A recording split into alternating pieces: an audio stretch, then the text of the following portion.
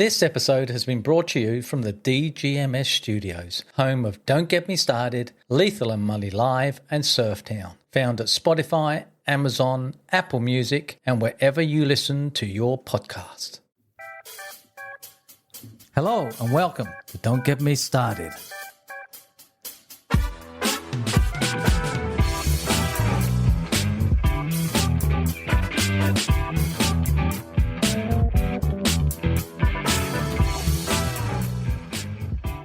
It's the mother of all podcasts with Keith and Lee.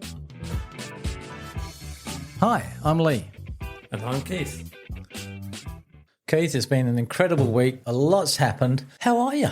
I'm very well, thank you, Lee, and thank you for asking. What about your own good self? I'm very well. It's been a productive week. I'm very happy with what I've achieved. I know you're very happy with what you achieved. And you're off next week as well, which is pretty sad, mate. What am I going to do without you? Are you telling me that you are going to miss me? No. You're just trying to be nice. Maybe a little. You are just trying to get in good books. You're my offsider, mate. I'm like, I'm on three wheels. So you're off. Tell us a little bit where you're going and what you're going to get up to. Well, I live in southeast Queensland, which is really about 2-3 hours drive from the border with the southern state directly below us called New South Wales, which is where I will be going. So I'll be going from Noosa here all the way down to Wollongong. And the purpose of the trip is to see my son, who lives in Wollongong. And on the way, I have arranged interviews and appointments where I will be calling upon prominent surfers, famous people within the surfing sport, and I will be interviewing them about their surfing life, their personal life, their background for the other podcast that I'm involved with you called Surftown. So it's going to be very exciting and potentially a really great trip. How's your excitement level between 1 to 10? Oh, that's 9.99.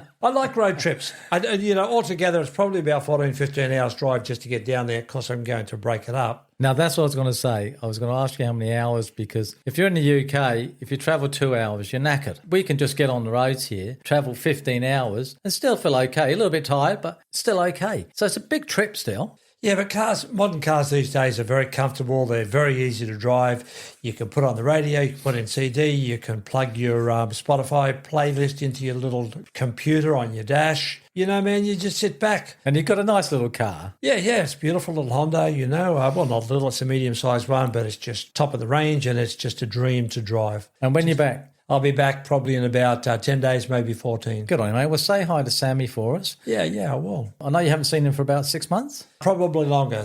My only son out of 5 children. As far as you know. They could just pop out the woodwork with you, Mully. Who knows? Oh. Now, you're the podmaster, aren't you? You can edit certain things, can't you?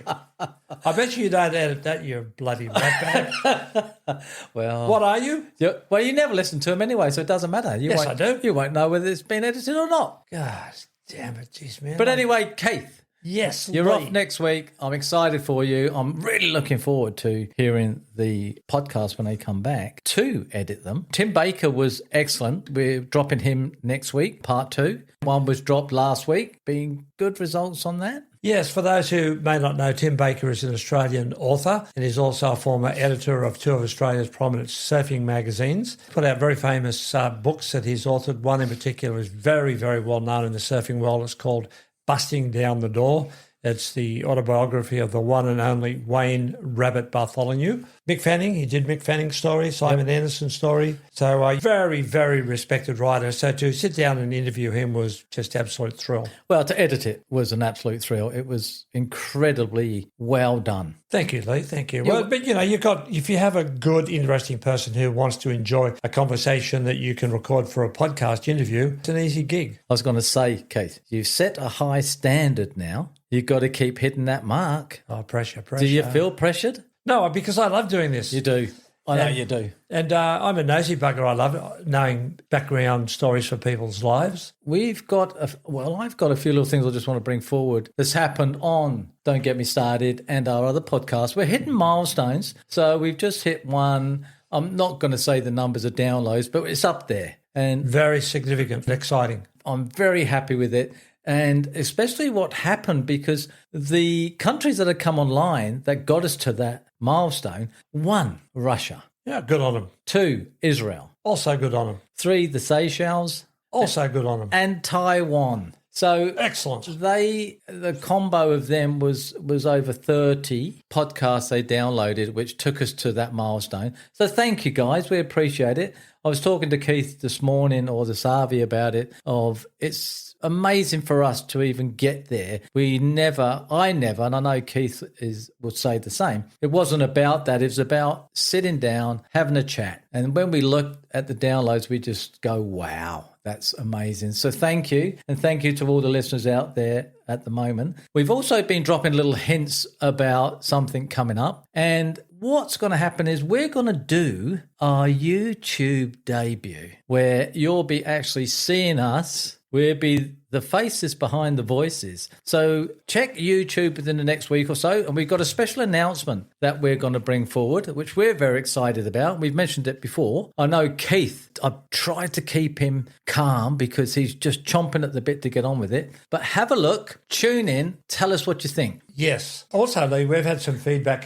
gave a little anecdote a couple of episodes ago about the rum rebellion in Australia. And we've had a little bit of feedback, how listeners really enjoyed that little tiny historical story. Segment, yeah. Yeah, so I've got another one. Are you ready? It's not the one you told me today, was it?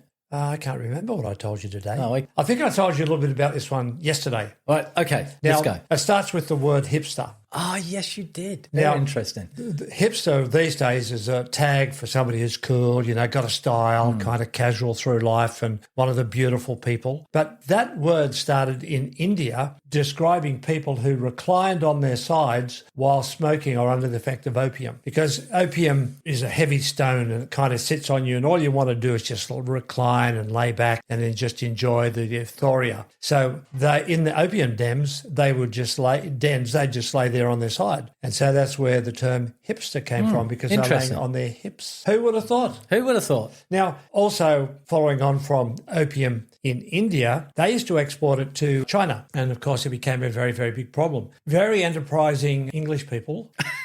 You're talking about the government. Not British. They say the British English are cunning. See, if something wonderful happens and it comes back to London, of course, it's England. And if something bad happens, it's everybody else. It's British. Okay, so we can share a little bit of shame with Wales and Scotland and Northern Ireland. And anyway, the East India Trading Company, which was based in London, started to get in on the act of selling opium into China. And it became very, very lucrative. Extremely lucrative. And then in time, the East India Company faded out, but there are so much money faded out of selling the opium into China, but there's so much money being made that the English government stepped in and said, look, we're going to lose a lot of revenue if we can no longer have opium going into China, because the profits were coming back to the English government. So what did they do? They stepped up production and sales of opium into India. Now just think about that. The English government in time became the largest drug cartel, if you like, drug organised crime gang in history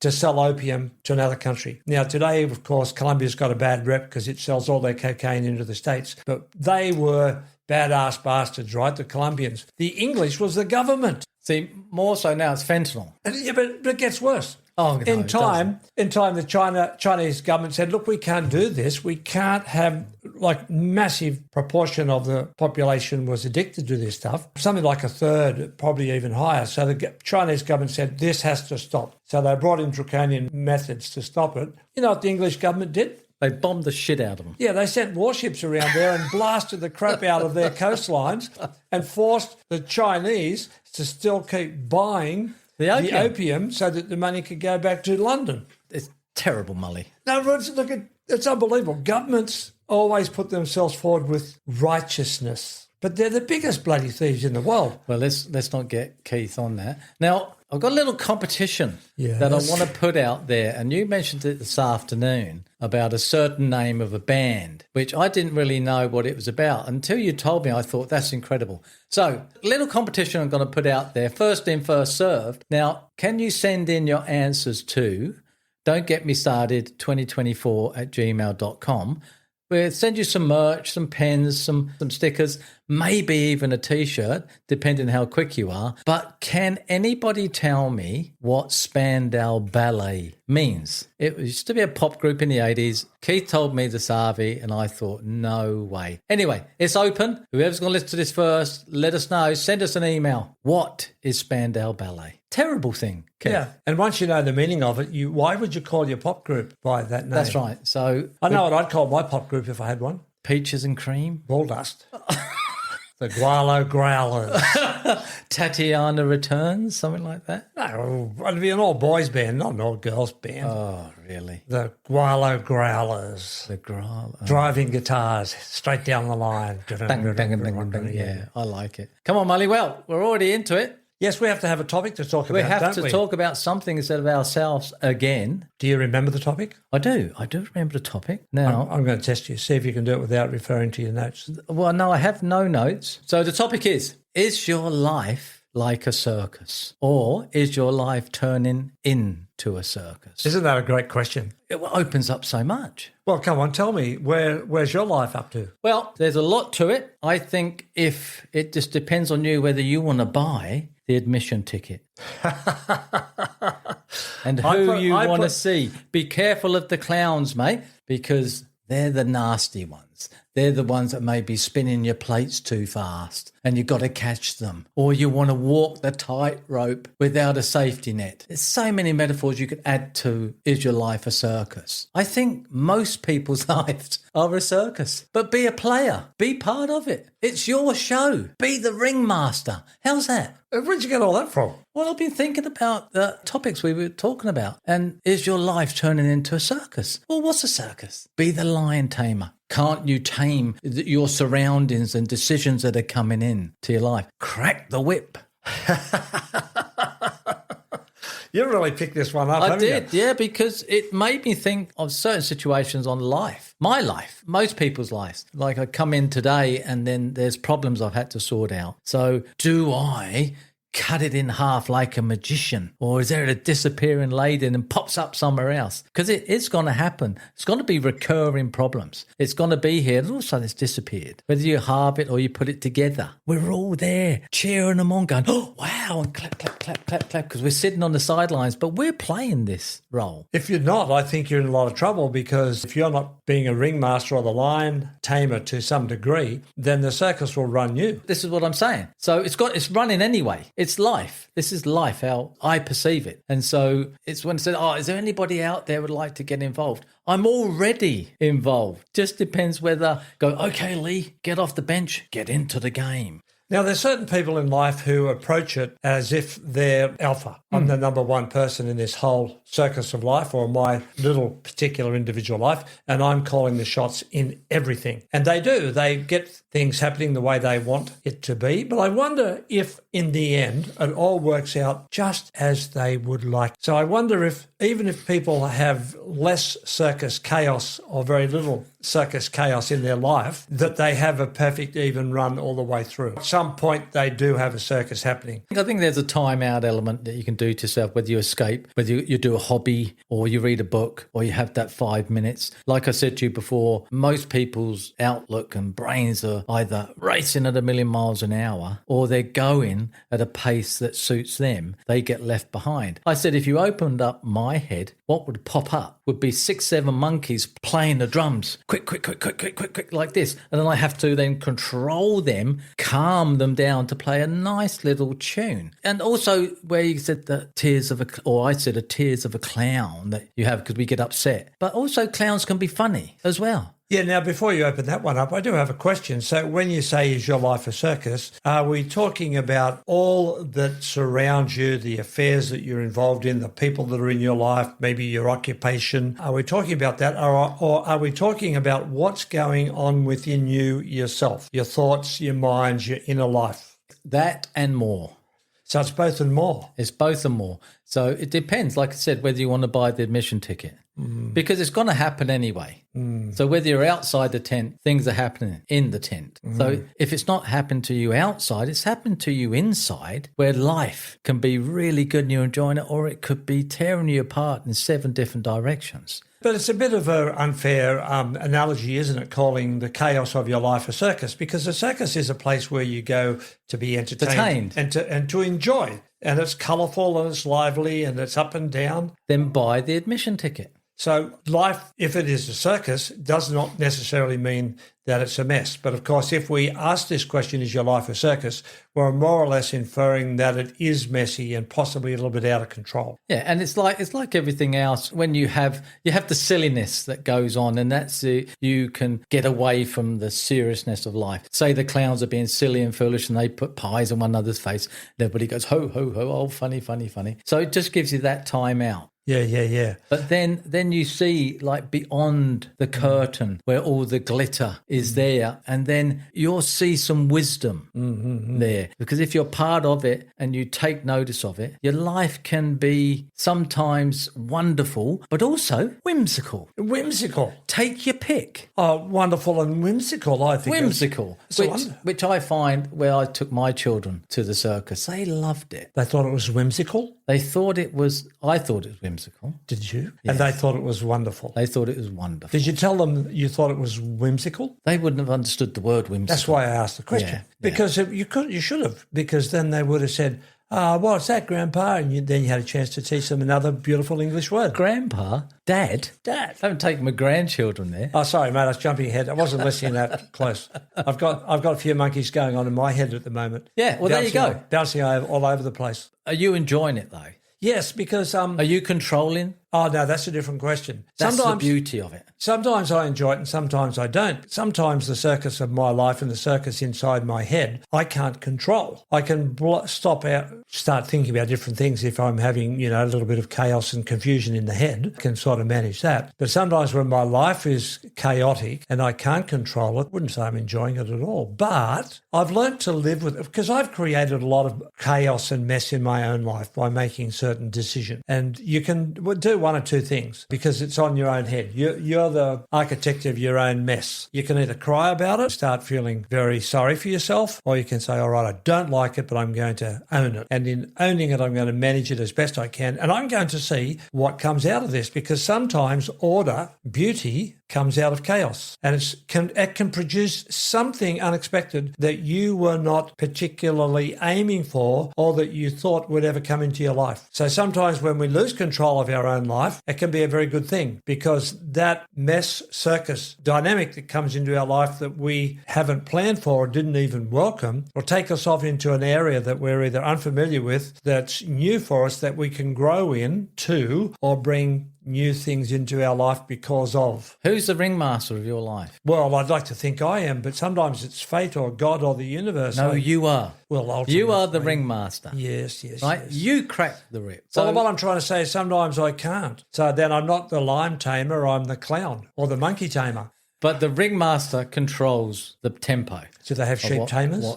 Sheep tamers? Yeah, well, that's about all I can tame sometimes. Sheep tamers? Yeah, little docile creatures. You can handle the lions, mate. I'll take the sheep. They won't bite you me. have the power to be in charge of your crazy life, of the circus. You are the ringmaster. So that's what I portray for me to be, is that I am in command, even though the rabble, which would be problem, upsets, people, situations, bills, circumstances, are there and they're just waiting to come on. But they're going to come on. You can't hold them back. You think you can. You're the ringmaster. You allow it to come in. You allow to control it as best as you can. Unless, you're not a very good lion tamer. Well, I'm not. That's why I want to have the sheep. Gets well, you should learn to be the better lion tamer, Keith. You can do it. You can do it. Because if you don't, everything's going to flood in. Is there a course on YouTube how to do it?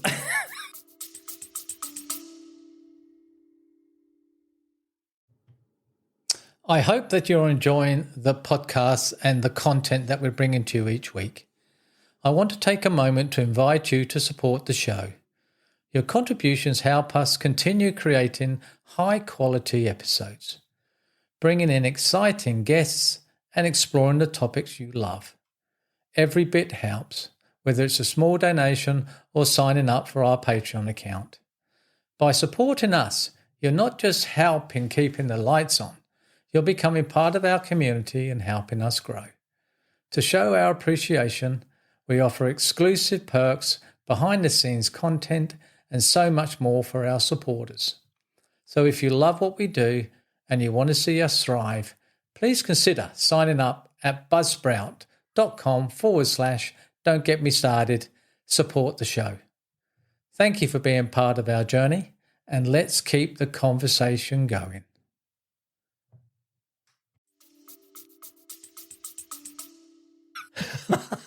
No, don't wait for the circus to come to town, brother. It's already here. It's already here. Buy the ticket and step up, you're saying. Yeah, I did run with this, and I can assimilate with those positions to certain situations in my life. And a lot of people won't go to the circle because with the elephants or the horses, and it's cruel to them. Well, life is cruel. Yeah, so whether you go and watch it and condone it, then you're doing it to a certain element of your life. And that's what you should do. Mm-hmm. And then not go, oh, well, they shouldn't be doing this. You should do something about it. Because life will take you over and portray you as a clown when you're the ringmaster. I'm feeling a bit down on myself now hearing all Well, of so this. you should, Mully. Jeez, eh? You're no good being a line table. You're the man. You can do this and you can control it. And once you do, you'll enjoy it. And you'll go, it's the greatest show on earth.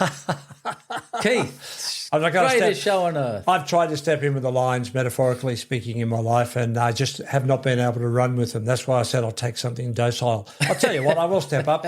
I'll try 10 sheep at a time. 10 sheep. Imagine that in a circus act. 10 sheep. Followed by McMullen. Gee, Willikers. Everyone's falling asleep. Well, it's like the trapeze artists, where they get caught in the air or they fall, but they've got a safety net. Yeah. Well, this is a good point. So there's always a safety net. Give it a go. Try do the triple salco and get caught. If you don't, well, it'd be a nice little journey down, and then you can get back up and try it again. One day you're gonna connect. Well, I like this. We're saying that there's positives for the mess and the chaos of your life. Yes, I think it's just life, and life is a circus. It's been assimilated with it so many times with different people, and the topic, your life turned into a circus, it's already here. But we don't like being pushed out of our comfort zone, do we? Sometimes we might choose to because we want to add a bit of an adventure to our lives, but we don't really like being pushed out of our comfort zone, do we? So we always want ease or the more convenient way in our life. And we're always looking for something that's going to enhance our life, make it easier, make it more peaceful, less stress, less challenges. But, I came across a saying many years ago, and it said, the neatest place in town is the local cemetery. And they're normally the really nicest place in town. Yeah. Views and things like that where you finish the eternity. So sometimes when you over-regulate your life to try and make it as palatable and as comfortable as you would like it to be, you're actually killing the dynamic of life. Yes. And you're cutting yourself short. Absolutely. It's like when you don't want to throw your hat into the ring, watch the show. Well, there's none, is there? You're actually up in the stalls watching, and of course, because you're sitting there watching, you want to have the best seat. Because those people who want to control everything in their life always want the best of everything, don't they? Yeah. And most of them are never satisfied or very hard to please. Well, that's always going to be the way. Like I say, you can please some of the people some of the time, but you can't please all the people all the time. Now, who said that? Winston Churchill, William Shakespeare. Well, Bob Dylan addresses this in one of his songs. Oh, really? Yeah, and he quotes it, and he may have it back to front, as you may have. And then he said, Abraham Lincoln said that. Oh, did he? Or maybe it was somebody else said that. So I'll have to find out. Even Dylan in that song, one of his great songs, couldn't exactly pin it down. See, I'm excitable for this because I can see. I love a show. Mm-hmm. I'm sure everybody like to go to a show. Mm-hmm. And you want to be entertained and you want to go at the end of it, gee, that was great. But it's not easy to keep you cool when the circus comes down upon you, when your life descends into a mess that you can't control. It's not easy, is it? It depends whether you're going to be the ringmaster that day or the clown or the tightrope or the monkey. Or the sheep tamer. Whatever. But it's still a show. And this is what I say to my family, my wife, when they get upset or down. I said, don't worry too much about it now. because tomorrow it will be different. And it always is. Unless it's something really, really serious, health-wise, something like this. It does change. It's what you do with that situation. And I know my thing it's always been, I'll give it 72 hours. I'll make my decision in 72 hours. 3 days, let's see where we are. And it's going to change in those 3 days. And you don't make that decision on day 1. You make it on day 3. And in the meantime, everything is still playing. They're still having 3 shows a day. They're having the matinee. It still carries on. Life will still carry on. And then your spot will be taken when we leave this mortal planet, and it won't matter. And the circus keeps rolling on, and then everybody else has their trials and tribulations. Show. It's the greatest show on earth. Life. You're born to be a ringmaster, Lee. Life. I love life, but you know that. And every time we talk about life, I have this real energy about the life force. I always talk about my one still voice, and it's been so true to me since the age I discovered that I could assimilate with what it is. Some people call it a gut feeling. So I call it my one true still voice. It's never wrong. And life, one day it's going to go, Lee, it's been a buzz. I'll see you on the next side. And that's what's going to happen. But life until then, play on. Indeed. Let's be part of it. Let's enjoy it. The good, the bad, the ugly. Let's embrace it. Let's not worry about stuff. And it's hard for some people, oh, it's okay for you. And well, that's because we do make excuses for it. We don't need to make excuses for it. The only excuse we've got to make is why we didn't get involved with the show. Why didn't I throw my hat in? When they said, oh, is there anybody out in the audience who'd like to join us? The hand should go up. Now, another word springs to mind listening to this conversation that we're having here about the circus of life / the mess / the chaos of life, circumstances and things that we can't control. And that word is balance. Balance. You don't like the word balance, though. No, because it kind of denotes being sensible. And that's probably why I have too much of a circus sometimes in my life, because I've not been good at being sensible or making sensible decisions, should I say. And I've had to live with some hard consequences. But I think balance is I'm starting to believe it's a good thing, because we're talking about how you can be semi-in control or in control of the circus of your life so that you can get some good things out of it, so that you can embrace it. So if you're going to have balance, I'm thinking in this scenario, then when the chaos, the circus comes, ride with it. Take the ticket. Buy the ticket. Buy the ticket, take the ride, said Hunter S. Thompson. Yeah. So you're involved and you're positive about it as best you can. But then, of course, if it's dramatic to the point of being harmful or doing damage, then you want to limit it and take some sort of control of it. So that's where the balance comes in. You don't always just sit back and go, oh, well, now that all this whirlwind is breaking around all over me, I'm going to sit back and see where it takes me. You'd be a fool to do that. Mate, I'll buy a ticket in your show every day. I'll buy a ticket. I'll be part of your life. I'll join in. I'll have fun with you. You want to rethink that?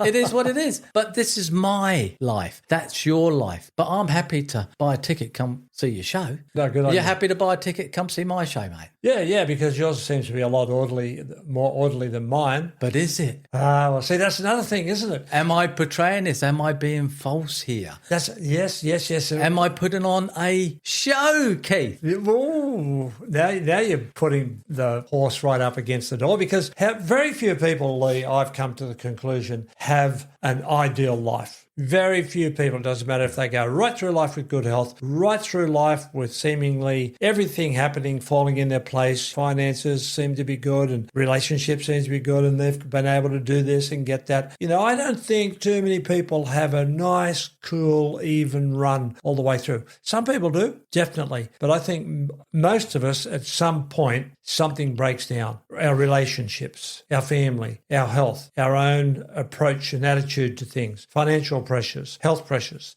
All of these things come upon nearly just a whole lot of us. So we look at people and we see certain people and we think, down in Port Macquarie where I came from, they used to look at people who'd made a lot of money and they used to say, he's been or she's been very successful in life. And I've always not agreed with that, because you could be very successful in your relationships with your family and the important people, partners, marriage, wives, whatever, and just had an ordinary job as a plumber or whatever, not made a lot of money, but life's been pretty good for you. Oh, So plumbers make a lot of money, Keith. let's go to gardeners. There you go. So they, don't get the acclaim because they've made millions of dollars, but their life's been successful. So sometimes people with a lot of money are so wrapped up in accumulating it and managing it and buying things to manage to keep them clean so the dust and the rust doesn't get onto it, that their life is consumed with managing their things and their numbers on that piece of paper, that they actually don't have a lot of success in their life in some other areas. So it balances out. It's funny how we measure it in the way you said it, money, relationships. There's so much more to than money or relationships. There is being. I like that word. There is acknowledgement. I like that word, being. There is kindness. All those that you can embrace. I embrace as much as I can. I try to get my arms around every day as much of that as I can. Now look at where we were this RV, and we were looking out, and I said to you, Keith, this day is just an incredible day. Yes. It's a beautiful temperature. The sun's out. There's a cool breeze. The river is sparkling like diamonds. And for that 3-4 moments, I was the richest man in the world. No, absolutely. And that was just a nice, sunny, warm winter's day. And how, Perfect. like I said to you, how blessed we were, or how fortunate we are, or lucky, whatever word you want to use. And so I tried to incorporate my being of my life into the surroundings or the demographics of where I am. And I want to suck out the best I can. Now, a lovely coffee in a little cozy cafe, having a chat is worth more to me than somebody going, oh, look, Lee, can you come around and do, I'll give you $1,500 for 3 hours work. No, thanks. I'd rather spend it with Keith. Oh, yeah, I probably would. I'd rather spend it with Keith having a coffee. Thanks. There you go. They're the small things in life, but I am energized by the circus because it's full on. It doesn't stop. There's always something happening. And yes, I will continue to buy the ticket to the show. Sometimes I'll be in the audience and enjoy the show, and other times I'll be in the show. So we have started off with the question, is your life a circus? And we could also emphasize there, what are you doing about it? Or is the circus a good or a bad thing? So listening to you, Lee, I've come to the conclusion that you think that if the circus is in your life, it's a good thing.